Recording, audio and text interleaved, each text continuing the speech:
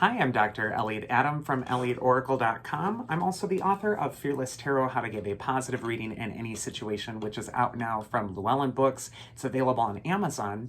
And it basically takes tarot and it shows you how to interpret it through the lens of personal empowerment instead of being afraid of some of the symbolism. So if you like my approach to tarot, you're really going to enjoy this book.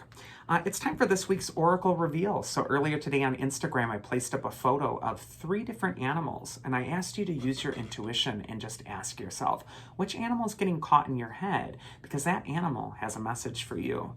And the animals were the elephant, the panther, or the moth. So if you're just joining us right now, ask yourself which animal's getting caught in your head, because that animal has your message. For those of you who picked the elephant, it says learn from the past. This could be a time of review. The elephant never forgets. So this might be a time where you're revisiting a past lesson. You're like, oh my God, here it is again. I thought I finished with this, and now it's time to review it. And sometimes we need to circle back at the past. It might feel like a waste of time, like you're going backward, but each time you revisit this lesson, you bring new wisdom and experiences to it, and you'll look on it with a different set of eyes. So this is a time to really bring closure to issues from the past. First card for Elephant is where it's best to place your focus this next week, and we get the Queen of Wands. The Queen of Wands is the archetype of confidence. She's basically saying you want to put your focus on putting yourself out there. The Queen of Wands is seated on her throne. She's got that little black cat in front of her. And when this deck was created in 1909 or 1910, it was kind of thought that black cats were taboo. They were associated with witches or they were unlucky. And here you see the Queen of Wands. She's totally unapologetic about her black cat. It's as if she's saying, I love this black cat. I don't care what anyone else thinks about it. This is me. This is who I am. Take it or leave it. So where you want to place your focus this next week, if you pick the elephant, is in your confidence and just putting yourself out there and not being afraid of how you're going to appear or if someone really gets to know what you're really interested in or what you really have to say. The Queen of Wands is also the actress of the tarot. So this could be a time where you have to put on a little bit of a performance and you may have to kind of fake it until you make it, or at least wear the intention or wear the thought of what you want to be before it actually manifests. But the Queen of Wands is a confident card and she's telling you to go for it. She's also holding that sunflower, which always turns its face toward the light of the sun. So this could be a time where you really want to focus on the bright side of things. The advice from your inner wisdom, if you picked elephant, is the Eight of Pentacles, which will always tell you to get to work. The Eight of Pentacles is a card of effort. You can see the man's working hard in his craftsman studio here, but it's also a card of reward. So it's basically saying if you put the effort in, you're going to get the reward at this time. And also, effort isn't just one and done. You see the figure here, he's got the hammer and the chisel. He's just kind of hammering away at this thing. For Elephant this next week, the advice from your inner wisdom is not to give up, to persevere, to be very confident in the work that you're doing, to put out your best effort, and that will lead to a result. And then finally, the mythic archetype that will help you if you pick the elephant is Kronos. He's associated with Saturn, which in astrology has all to do with limitations, putting on the brakes, slowing things down, sometimes learning a lesson. And so I feel like maybe there's some hard work that really needs to go into this next week for you. But if you put in the effort, if you discipline yourself, if you stay focused on what that goal is, you're going to be wonderful with it. And also the Queen of Wands could say, take some of the serious energy and infuse it with some charisma or some joy. The second animal is the Panther spirit, and it says, reclaim your power.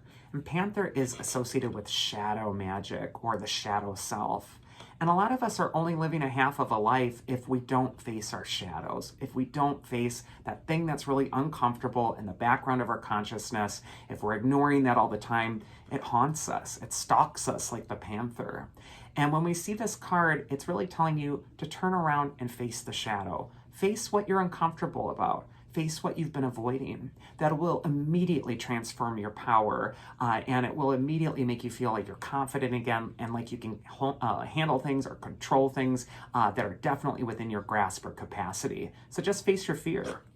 First card for Panther is where it's best to place your focus this next week. And the Eight of Cups is all about facing the shadow. Here we see the eclipse on the card where the moon is blocking out the sun. And the moon has to do with the shadow, the inner authentic self. and it's taking precedence over the sun. It's blocking out the sun, which is your image. It's how people see you. This is saying it's time to get authentic. It's time to go a little deeper. It's time to find out what's really going on beneath the surface. And sometimes the Eight of Cups will make you feel a little depressed or crazy, or like things just aren't working right, or you're just unlucky. But it's because you're avoiding that very shadow thing that's causing all that anxiety. So just rip the Band-Aid off, look at it, sit with it. And sometimes this card will just say, feel the feeling. Stop trying to deny the feeling isn't there or avoid it. Sometimes crying out the feeling or getting angry or letting out one of those shadow emotions really releases that feeling's grip on you. Advice from your inner wisdom is the Eight of Swords. Similar sort of meaning. Here's another 8. The Eight of Swords has to do with feeling paralyzed by fear. You see this woman, she's terrified, she's trapped, she's waiting for someone to come and rescue her. She's kind of like a damsel in distress, but nobody's coming. She's actually all alone. And even though she's tied up, she's flanked by these really sharp swords. They're inches away from her. She could be free whenever she wants to. She just has to rub those ropes against the swords and run for safety. So a lot of times the Eight of Swords will talk about a paralyzing fear, something that's really making you anxious. And the tactic of trying to stay ahead of the fear or be like, la, la, la, la, la, the fear's not there, or it's totally fine, that's not working anymore. And instead you really want to turn around, face the fear, repurpose your thoughts, and free yourself from the thing that's giving you that anxiety. You will feel immediately empowered. And then the mythic archetype that can help you with this, another very Black Panther kind of archetype, is Orpheus, who visits the underworld. Orpheus tells you to have faith in your gift, to have faith in what you're doing. A lot of us, right before we're about to make a huge breakthrough, we second guess ourselves. We start to lose that faith in ourselves. We start to pick ourselves apart and think, well, maybe I should look back and maybe I should figure out if I'm missing something here, or maybe I'm not ready for this. You are absolutely ready to face your shadows and to also free yourself from anything that's making you feel limited.